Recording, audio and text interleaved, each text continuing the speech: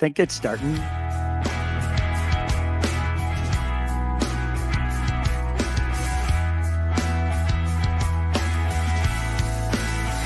Unsyndicated presents Shep and Sean, featuring Matt Shepard and Sean Belegian.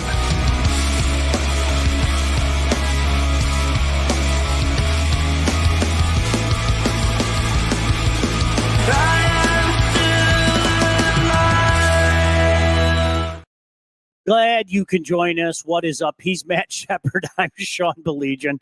Shep, I want to start. Can we talk about, there's been a lot of talk about, some famous two-sport athletes. And, we can pick, who the best two-sport athlete is. But very rarely do we have an opportunity to talk about guys that dominate at two positions, let alone 25 years apart.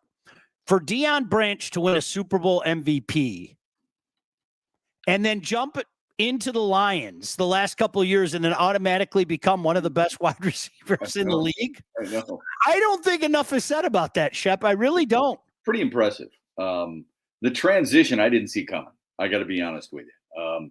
For a guy to be out as long as he was out, make the comeback, and I think for Jonathan Vilma to break the news on Fox during the broadcast, I would have thought. See, this is where I miss TV a little bit. I would have led with that. Like, I would have thought that would have been in the game open. You and I do TV. Producers sit down and they tell you, let's go over the open. What's the main story? It wasn't Ben Johnson coming back to Detroit. It wasn't the fact that, one of these teams is going to have two losses within the division. It was actually Deion Branch moving from wide receiver to safety and being able to play as quickly as the Lions signed him. And it's a scoop if you think about it. Like, there's not one Lions beat writer who had the signing of Deion Branch. I thought it might have been Cliff Branch. I thought it might have been Adrian Branch from the NBA, but I sure didn't see Deion Branch coming. So that shows you I'm just a little bit out of touch, my man. Listen, Shep, all jokes aside, and we've both done a bunch of play-by-play. You obviously at the highest level more than I have. Slip of the tongues are going to happen. Absolutely. I've said so many dumb things. But what makes it a slip of the tongue is it's a slip of the tongue. It's one time, not over and over and over. That was painful. I'll just leave it at that. That was painful. So there's two things, and you and I have been.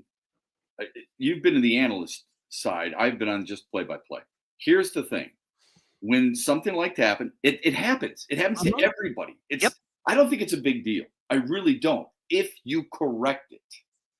I don't think it's a huge deal if it only happens once. Mm-hmm. It happened 3 times. And just to walk people through television, in your headset, there's a little box in front of you that's called TalkBack. And you have a mute button in case you have to sneeze, cough, or in Sean's case, burp. Or there's a TalkBack button that you press it and you talk to the TV truck. Now, there's 2 ways to handle that. If you're Kenny Albert, talk back to the truck. He said Deion Branch twice. The producer, director, assistant director, all of them can jump into his headset and say, Jonathan, correct yourself. It's Brian Branch. Or if you're Kenny Albert, you can write on a big piece of paper and you can just sit there while he's talking and just to help him out and just go like this. Brian. Yep. That's all you got to do. You're not showing him up. You're not embarrassing him or anything like that. What's the worst part about it is nobody said anything to him. I know. And then he wasn't able to go, my fault, man. I got Deion Branch on the mind because I played against him. It's okay. It happens, man. I mean, the guy shouldn't be crucified for doing it, but it's just ridiculous. It really is kind of ridiculous that nobody was there to get his back. I don't blame as much Jonathan Vilma as I do the people who are working with Jonathan Vilma, unfortunately. And Shep, I think you nailed it. I think sometimes when you're talking about Vilma probably has this CTE, let's be honest. Okay. Shep, I think you nailed it. I have been fortunate to do like commentary at certain levels. You know, the higher you go, they're not going to ask some idiot like me to do commentary. And thankfully, I've been able to do play-by-play. But that's the type of thing, exactly what you said. Somebody should literally write on a piece of paper, or even when you go to the break and just go, "Hey, dude, I know you know. I know you know, okay? But it's Brian Branch." And it didn't happen, Shep. And it was yeah. I tweeted out the other thing I tweeted out after he said it a second time on the replay. The replay really gives you the best opportunity. Yep. He's going through the replay. Kenny can then tell him, or the producer can tell him too. If they didn't hear it, then shame on them in the truck. But I tweeted out, can somebody please tell him? I mean, Deion hasn't played in a long time. He was a wide receiver. I think 2014 was his last. And Brian Branch is one of the best players at his position. It's insane. Okay. We're not talking about a backup here. We're talking about a guy who starts every game and is a Pro Bowler. It's mind-boggling. Yeah. But we've all had players on our minds. There's certain things that you have a hard time getting out of your mind because of the association with a name or a last name or something like that. Again, it's fine. It happens. Nobody is perfect in this business, radio, TV, or anything. You just you got to make sure that you correct it. 100%. Hey, is everything right now, Shep? I mean, look. I don't think either one of us were losing our mind. No, you knew it would be this was going to be a different kind of year. I've been saying it for a while, Shep. This regular season is going to be miserable for me, and I'll tell you why. Because my jaw would drop if they got 15 wins. So I can hear people saying now, I've watched the NFL. Haven't you watched the NFL? They're 3 games worse. They're not going to do a damn thing. Every loss is going to be the end of the world because we live like real NFL franchises live now. Okay, so I've already established that it, you know, the ultimate success or failure is January or February. Just make sure you get there, okay? But with that being said, the way they beat the Bears, I think did us all a little good, didn't it? We're going to sit there and complain about not that they lost to Green Bay, but how they lost. Yep. And shouldn't we also say not that they beat the Bears, but how they beat the Bears? It's interesting, Sean, when you talk to friends and you talk to people in the chats and callers and things of that nature, they will quickly tell you that, Detroit wasn't good enough to beat Green Bay. And then the win over Chicago is because Chicago's really bad. Yep. So my response to them is always, what did they have to do in a win over the Bears to at least give you a willingness to acknowledge them? 52 points is a lot. Okay, Jared Goff has led his football team to 50 points or more in a game five times. That's tied with Peyton Manning for 4th all time. The only players to do it more, Tom Brady with 8, Drew Brees and Len Dawson each with 6. That's pretty impressive. It's a Chicago Bears team. Correct me if I'm wrong here, Sean. A year ago, people thought, well, the defense is pretty good. The reason Ben Johnson was going to Chicago is because the defense is good. You've got weapons on offense, and you get to work with a young quarterback. And now people are tearing them down like, well, it's the Bears. The Bears suck. Really? Okay. They may end up sucking. You still have to beat teams. Okay? Seriously. You still have to beat teams. I'm giggling because I've experienced that more times than you could shake a stick at, you know? You're absolutely right. It's incredible that, as you and I both know, because we've been to practice and talked to coaches and talked to players, and we're fortunate, how hard it is to win every single week in college football, let alone the NFL. Yep. And then to make it look so damn easy at times can almost be like a punishment for a team. You know what I mean? Because everybody thinks it should happen all the time. If I can be a Spartan fan for a second, the reason why I started giggling is when it started to come together for them in the D'Antonio era. I can't tell you how many times I heard a conversation like that where somebody pick a team, pick Iowa, Kirk Ferentz, the genius of Kirk Ferentz, the winningest coach in Big Ten history. Okay. Yeah. We're going to find a lot out about the Spartans this weekend at Kinnick Stadium. Okay. And then Michigan State would go and beat them. And you know what you hear after the fact? They're a fraud. Yeah. Because Iowa doesn't play anybody. Right. Yeah, it's magical. It's absolutely magical. Well, look what's happening with the Spartans right now. I went to Parents' Day on Saturday. I went to the game. I had an absolute blast. Yeah. Right? It was so much fun. Do we fool ourselves into thinking that this was a top 20 team? No, sir. Probably not. I mean, I hope not. If you did, then shame on you.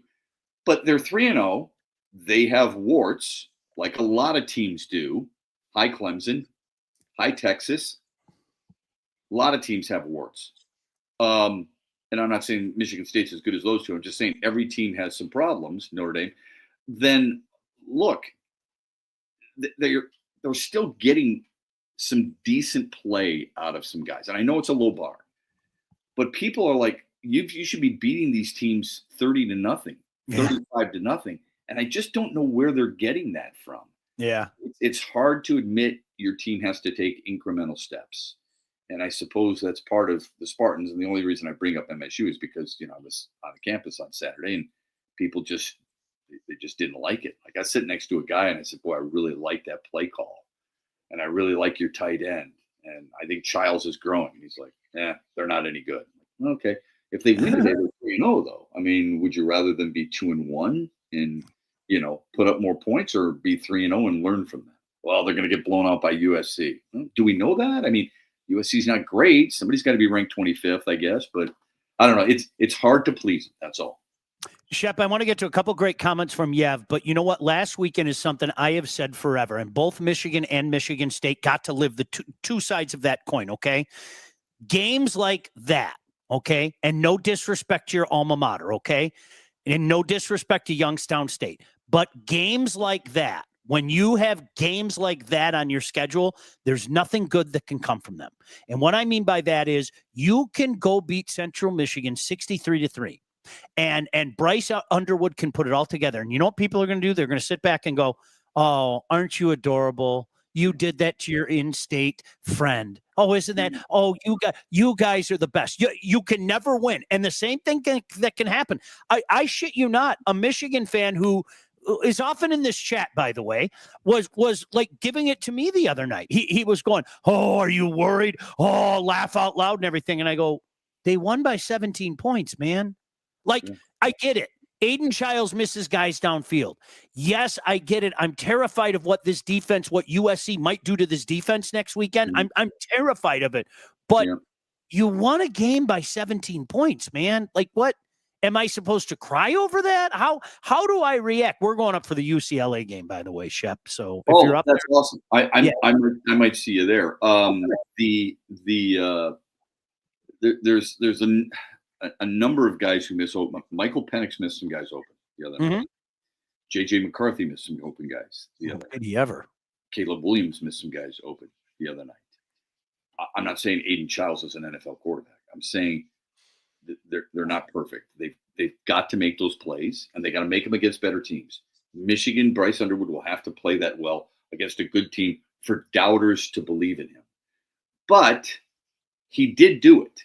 And if he didn't do it, you'd be pissed. If he does do it, you take it away from him. And it's just not fair, okay? So I'm not going to get too high over his performance. I'm not going to sit there and get too low against his performance against Oklahoma. I think it takes a little bit of time for us to evaluate young quarterbacks. And I think both Michigan and Michigan State have young quarterbacks. Couple good comments from Yev. We're not as bad, meaning the Lions, as we were against the Pack, and we're not as good as we were against the Bears. The trenches will be a roller coaster all year.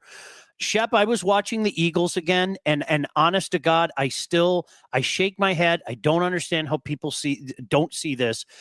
The way they control games at the line of scrimmage, I mean, that is the secret sauce for the Eagles. I don't care what anybody says. I just time and time. Detroit too, dude. No doubt about it, man. No doubt.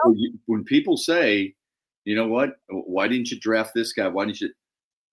Taking care of those guys up front and making sure you've got as quality of players as you can get up front is so vital. And the teams that don't do that, you can tell what happens, right? I mean, Chicago tries to patchwork it. What does Detroit do? They draft their left tackle. At one point, they drafted their right tackle. They drafted their right guard. They drafted their left guard. They originally drafted their center, but he came back after going to Denver. that's how you win in the National Football League. Yes, it's a passing league, but you've got to be able to run the football if you're the Detroit Lions because they're all off play action. And if you're a team that's going to be threatening to win a championship, whether it be a division or a conference or a world championship, if your offensive line isn't sturdy, you're not going to do it. It's just not going to happen. I mean, you and I watched Tampa last night. How good was Tampa? Baker Mayfield. Somebody wrote that. I think it was, he said Baker Mayfield is a red ass, and I love him. I love him too. I love him. Shep, I've done a 180. I thought even a couple years ago he was an absolute douche, Johnny football wannabe type of guy. And I don't know, maybe humbled, mature, whatever the case may be. I love watching that guy play. He is just a gamer. Absolutely. I don't care if he only threw for 214 yards, 2 scores. That fourth down run on that final drive where he led him 11 plays and 80 yards. For the touchdown with 6 seconds left, I was just like, how do you not root for that guy? There's a couple of guys, I say this, stop me if I've ad nauseum. There's a couple of guys who have literally changed my mind about them. Bryson DeChambeau on the PGA Tour, now the Live Tour. I thought he was an absolute douche. Mm-hmm. Ever since he got involved in social media and playing rounds with the good guys and all this other stuff, it's completely changed my opinion. Right? He's likable. He's approachable. He seems like a really good dude, and I'm glad he's on the Ryder Cup team. Baker Mayfield's another one. Baker Mayfield, I couldn't stand at Oklahoma. Just couldn't stand him. Now, and I it's not like I was a big fan of his in Cleveland, although he did win 11 games. Sean, I don't know if it was him going to Carolina. Maybe he learned something in Los Angeles under Sean McVay. But, man, Tampa's really glad they got him. No doubt. No doubt. By the way, my favorite. There's the Ryan Day. I like the flash better. I like when you did the quick flash better. That was even Shep. Do you know who I absolutely love? And I know that there probably aren't a lot of people out there. That Diego Pavia guy from Vanderbilt is so gosh damn fun to watch. I was watching that game the other night and just giggling. Like, he's just one of those guys. It's just, honestly, I hate to do the whole Favre thing, but he's out there having the time of his life. I like watching guys like that, man. I really do. I do too, but the thing that spoiled me on him was the Netflix series on the SEC where they went behind the scenes, and he was basically telling anybody who will listen, I'm going to take you to a championship. Just follow me.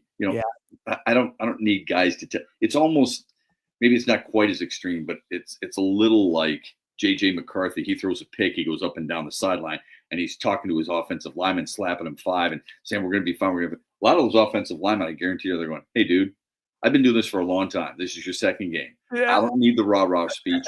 Go out there and perform. That's all that matters to me, right? Did you ever hear the story about when Peyton Manning? I'm sorry, this is going to go off on a tangent. But do you know the story? I'm sure you do. But for the benefit of people out there, Peyton Manning's first snap when he was at Tennessee, he went in and mop up duty against the Gators. The Gators were just routing them, and Peyton comes in there going, rah rah, come on, let's go, boys, we're going to come back in this one. And the center, in essence, I'm paraphrasing, said, bleep off, just snap the gosh damn ball.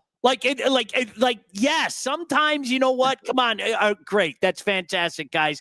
But let's just get back down to business. I love that stuff. Good evening to Tom in London. Hey, Shep, let me tell you about our friends at the Wealth Advantage Group. If you're ready to take charge of your financial future, look no further than those two guys. That's Mike Husak and Jeff Husak. They are the Wealth Advantage Group located in historic downtown Northville and owned by those two brothers right there. They understand your financial goals are as unique as you are, and that's why they offer personalized expert guidance to help you navigate the complexities of financial planning.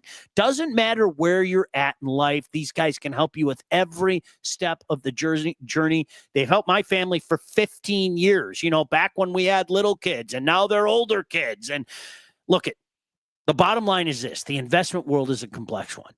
And if you're ready to start taking your finances more seriously, it's time to work with the experts. They're great guys. Reach out to my friends at the Wealth Advantage Group at 248-773-8574. Check out their website at www.thewealthadv.com. All right, Sean, I want to ask you this question. If I told you since 2023 All right. This person was number 1 in the league in passing yards, number 2 in the league in touchdowns, number 1 in wins, number 2 in completion percentage, and number 1 in passing yards per game.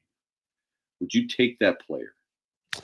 I know who you're talking about. I'm going to go out on a limb and say I know who you're talking about. Well, I know you know who I'm talking about. And yes, I would take that player. Of I course don't. you would, right? I don't know how anybody couldn't at this point in time. So I retweeted something that was really impressive from another account, and all I did was, and a smart aleck comment say, but he can't run. It's about Jared Goff.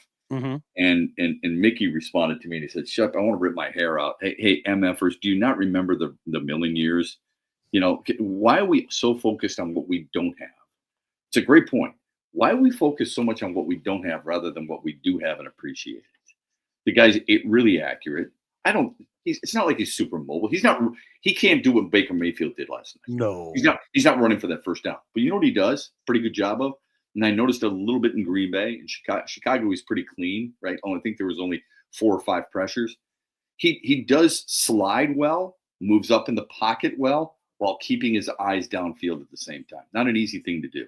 I'm not saying he's the second coming of John Elway. All I'm saying is the dude can play the position. Well, Shep, anybody can if the clean pocket. Can you show me the quarterback who's so great under pressure when the pressure's in his face that it makes you believe that there is no pressure at all?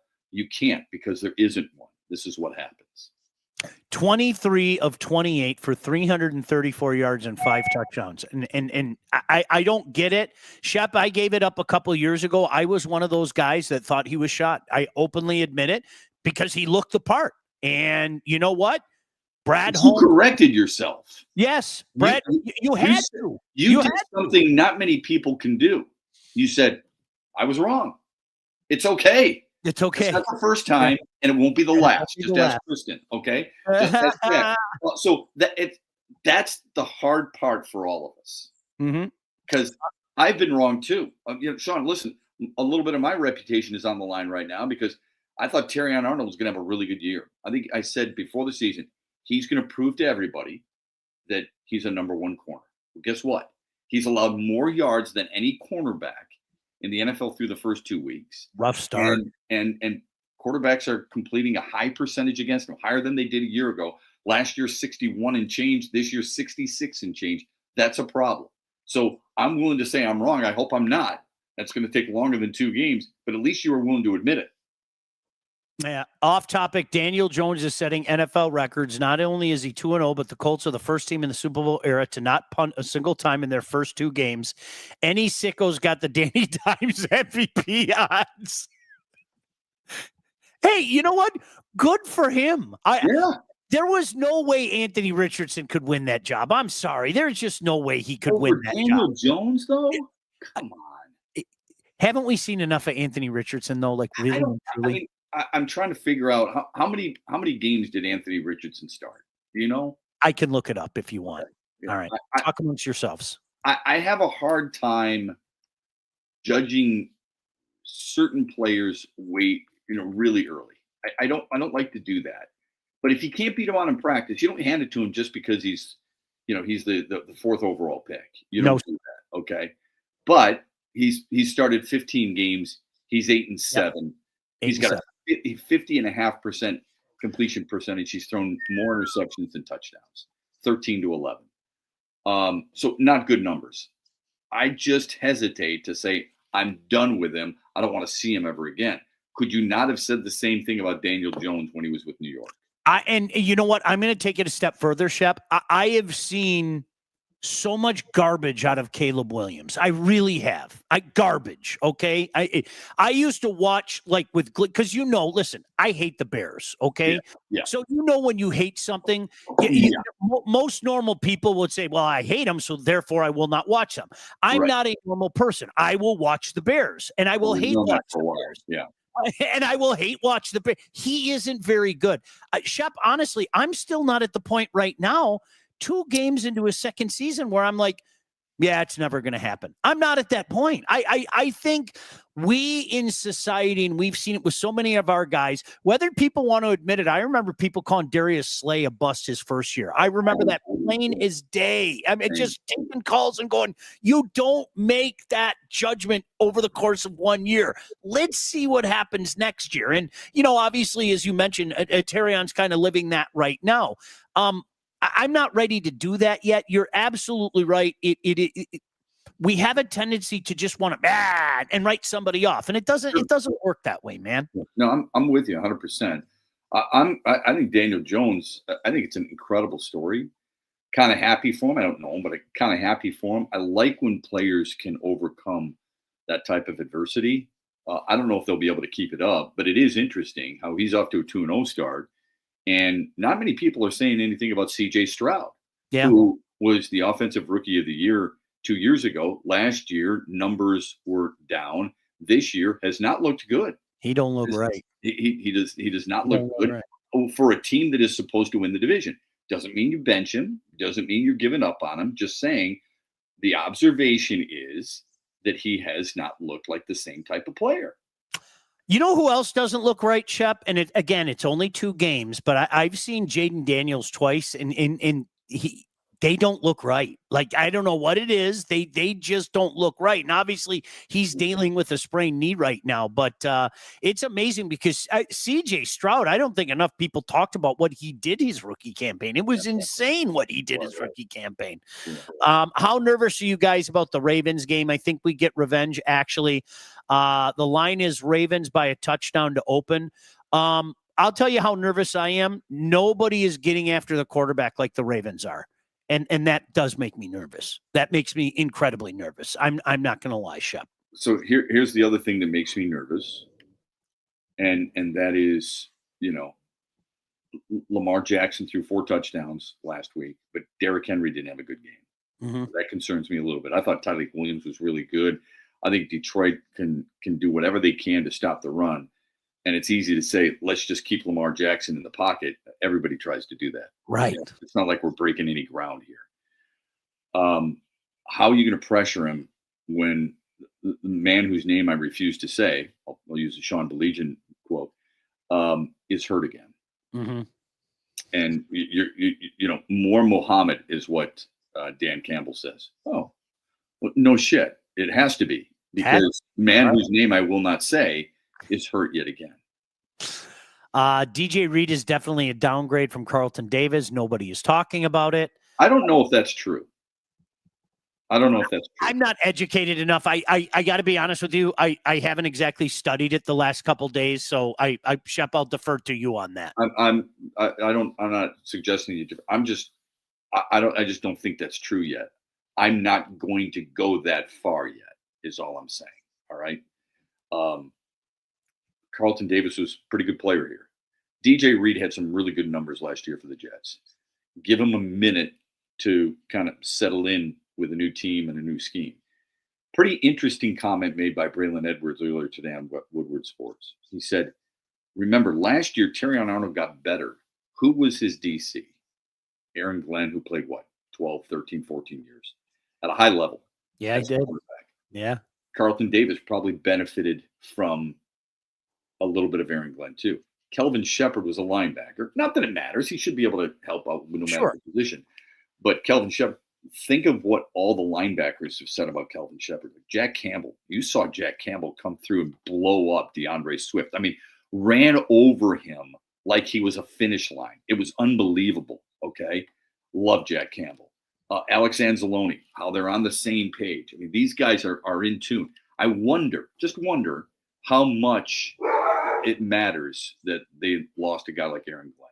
No, I think that's a great point. Fun game would be ranking your confidence level on a 1 to 10 scale for young quarterbacks. Caleb, Drake May, Bryce Young, CJ Stroud, et cetera, et cetera. I like Drake May. I do. I like Drake May a lot. I would say in that order, I would say CJ Stroud, Drake May. What's the second one there? Trevor Lawrence. Well, Trevor Lawrence, Caleb Williams, Bryce Young. That's how I would go. You would put Bryce Young last? Yeah. I would put Caleb last. Okay. I would. We're probably pretty close, but either one, 6 half dozen of the other. I just thought that Trevor Lawrence was going to be the greatest quarterback in the history of mankind. Wasn't that what we were told his freshman year? Yes, by his coach. He was pretty damn good in college, man. He was unbelievable he was in pretty college. damn good. He really was. But this is why you and I are on the same page when it comes to this. I am so tired of hearing from people early in a player's career, whether it be the collegiate career or the pro career, because none of us can stay still and none of us can say, I'm going to wait to give my opinion. How's that working out for Arch Manning? It didn't, did it? Okay. So we just don't know. It's okay to sit back and go, you know what? I'm going to let him get some snaps, get some plays, learn from mistakes, learn from successes, and then I'll let you know. We don't know the dude, okay? And it was the same thing with Trevor Lawrence. He looked really good at Clemson. How many guys have we seen look really good at the collegiate level, Brian Bosworth, and not so good at the professional level? It happens, okay? D. Milner was a really good player at Alabama. That's why he was a top 10 pick. He lasted 2 years in the NFL. Yeah. It's tough to do that. Shep, honestly, one of my favorite media personalities ever. And I'm so serious, and I know you're going to laugh at me, but I'm being very serious because he played the role of the cantankerous old man so well. Like I looked forward to it. It reminded me of my old man being on TV and telling me how dumb I was every 2 minutes. You know what? I know you're watching and you're dumb. Like Beano Cook. Okay. Here's a guy with this phenomenal career, right? I loved Beano Cook. I'm not even joking. Here's this guy with this phenomenal career. And you know what? Like literally so many people of our generation remember him for. Ron Paulus is going to win 2 or 3 Heisman trophies. Agreed. Like he had an unbelievable career, but when I see he loved Notre Dame, bud. it was insane. He loved Rick Myra too. Oh, remember? Yeah. It was hysterical. All right, let me quickly tell you about Lindsay Broadwell. When it comes time to get yourself a house, you're buying, you're selling, oftentimes both at the same time, you need to contact the right agent, and that agent should be that young lady right there, Lindsay Broadwell. Your house is probably the biggest investment you'll ever make, and that's why you need a pro. Lindsay grew up in the area. She's expanded her team all over the area. She's an expert in all facets of the business. And when it's time to move, our friend Lindsay and her team will make sure you get the most out of your house and everything goes smoothly when finding your new home. Buyer, seller, or even first-time buyer. Make sure you contact Lindsay at BroadwellHomes.com. She'll help you with everything from start to close. Licensed realtor at Real Broker LLC. Start your search today at BroadwellHomes.com. Shep, long way to go, Sean, but the Tigers trail 3-1. Casey Mize didn't make it out of the 5th inning. I'm stunned. What? Well, so I'm the bad guy in all this stuff, but that's okay. My deep concern is the starting pitching when it gets to the playoffs. And I know some people, AJ Hinch, I trust him because I think he's the best manager in baseball. He can manipulate it and so on and so forth. Here's my concern. And I think Tarek Skubal is the best at what he does in the world. Full stop. Even the best in the world struggle once in a while. What happens if he struggles? What happens if it's a close game or a tie game and he only goes 7? Okay. The bullpen's been really good, especially if they can get Kyle Finnegan back. And this Paul Sewald, thank God everything's going to be fixed when he comes in. But I'm really worried about their starting pitching. Who would you put? And Mize has been pretty good lately. You know, I've been saying it for months, man. Okay. I think it's Jack by default. I really do. I think it's Jack by default as the number 2 starter. I really, truly do. I just don't know how you can do that. I just don't. Here's the bottom line is, I don't know if there's a wrong answer.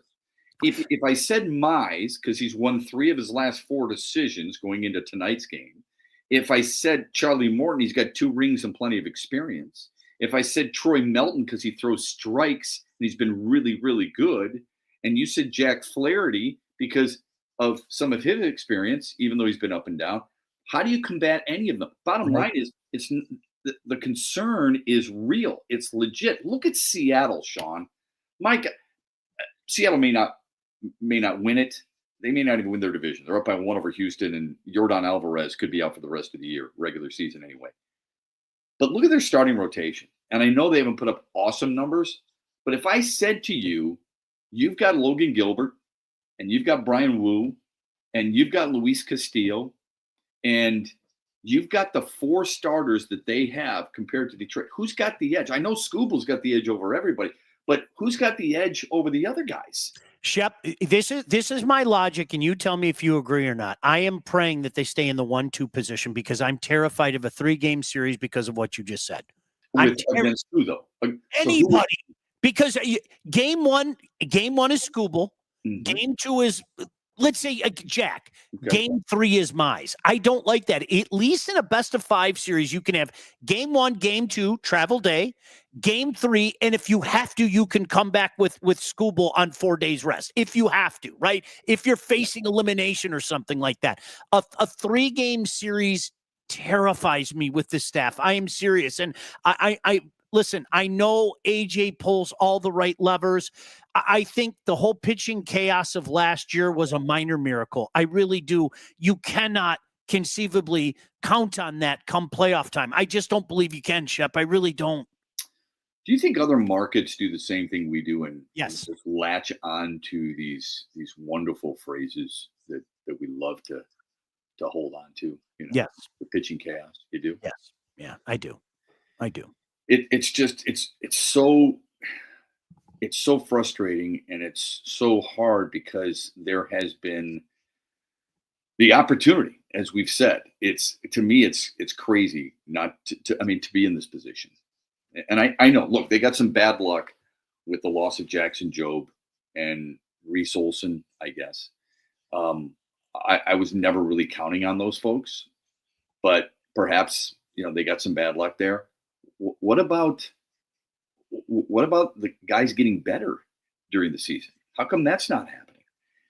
And the thing about it is, Sean, that what bothers me about Tarek Skubal, or the use of Tarek Skubal, excuse me, is that here's a guy. I mean, they're barely sometimes letting him get through the lineup the third time, and that frustrates the hell out of me. Yep. Because teams are only batting .233 against him when he sees him for a third time. Now, the big question is this, Sean. You said 4 days. Mm-hmm. He has only made 7 starts this year on 4 days rest. He's 3-1 in them, but he's only made 4 starts on a 4 days rest. That's not a great sign either. Okay? The up-down stuff is real. And we all know a little gingerly in his last outing. It'll be interesting to see what happens on Thursday, how long they're willing to let him go. They would love to seal this deal and just rest his ass, right? Troy Melton, you're going to start the rest of the year because we're resting Skubal. But obviously they'll use bullpen efforts and so on and so forth. You just got to be real careful. I think I'm not trying to look a gift horse. I think they're good. I think they're really good. And I think this American League is wide open, but it's okay to talk about the concerns. They're doing it in every other market, dude. Toronto's concerned with that Bo Bichette won't play for the rest of the regular season. New York is concerned with their pitching and a little bit of their inconsistency. Aaron Boone. Yeah, they probably are. Yeah. Seattle might be concerned just a little bit with their bullpen, and Cal Raleigh just hit his 55th home run, by the way. Jeez, oh, Pete. I know. Should he be MVP? Yes. Okay.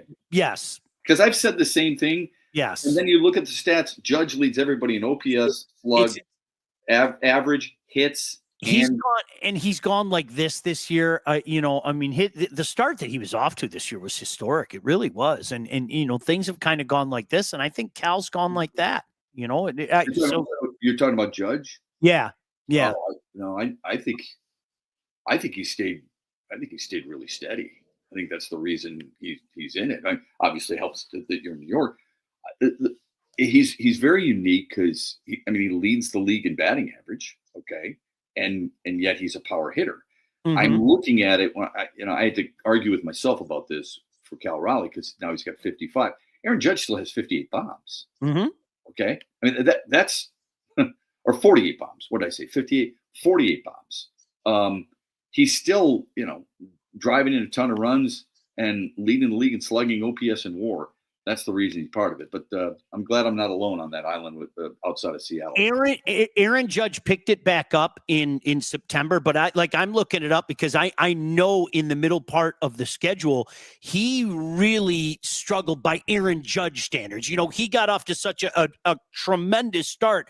I'm just looking at it right now. Again, how can you say he had a 923 OPS in August, for goodness sake, but he only hit 241. You know what I mean? So I think that's part of it, Shep, in my opinion, is he was on such a historic pace. I mean, he really was for a while, that it kind of came down at the same time that Cal Raleigh did what he did at the All-Star game and then has built it to a crescendo and all that. So and yet he still leads the league in batting averages. It's insane. For him to even have that slip, that's something else, man. All right. Let's do one more read and then we can get out of here, because I think we both want to watch a game. All About Catering LLC, full service caterer, graduations, weddings, bridal showers, corporate events. Listen, anything you need catering for, from 25 to 4,000 people, All About Catering can and will take care of you with Rick and his staff. Customer service and satisfaction is their number one goal. So do not sweat your next big event. Just go to allaboutcateringllc.com today to see their menus and all their 5-star reviews. Give them a call, 586-731-1398 to get your event started. Hey, while I have both you and Todd here, do you want to just do next Tuesday again? Can you do next Tuesday again? Sure. I think we're all going to be busy next Monday night. Yeah, I think so too. Yeah, I'm all over that. Yeah. All right. Sounds good. Hey, I don't know if you know this. Riley Green just scored, even though he runs funny. So that's good.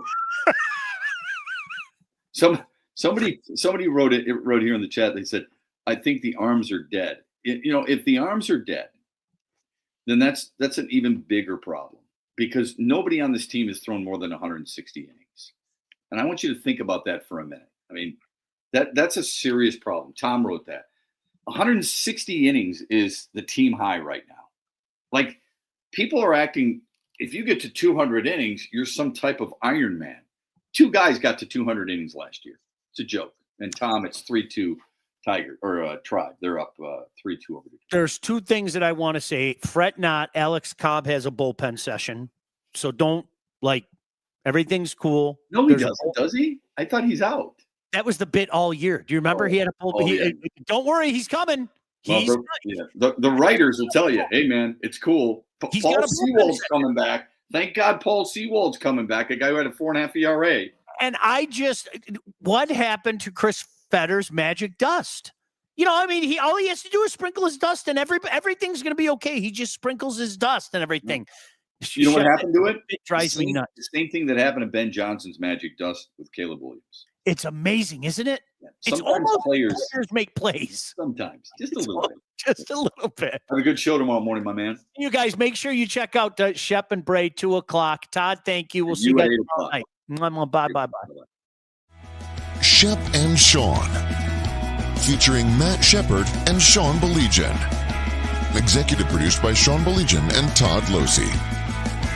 Theme song, incidental music, and related sound effects are from Still Alive by Anti-Ghost.